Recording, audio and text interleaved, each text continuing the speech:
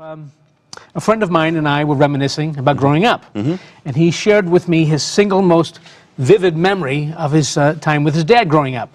And it was his dad. He was about 9 or 10, and his dad was an important guy, three-piece suit, the whole business. And he and his father were driving someplace on a country road. My friend doesn't remember where they were going.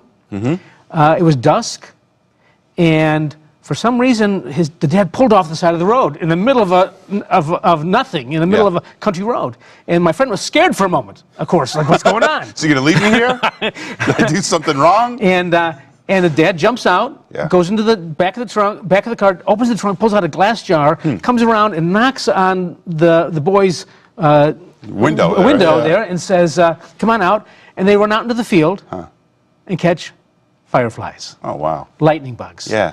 And how long were they out in that field? 5 minutes? You know, how long does it take? Yeah. And for some reason, you get a glass jar and you punch holes in the top and you throw grass in it. I'm not sure why that is. Why do we throw grass? Give him something to sit on while they're waiting. But the point is that dad made that memory. Right. And it was short.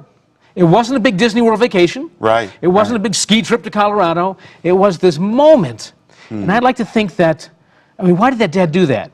Maybe it was he's driving along and he sees the insects flashing, the lightning bugs, and he thinks, wow, it has memories from his own youth. Right. So we need to harvest that sometimes, the memories of our own youth.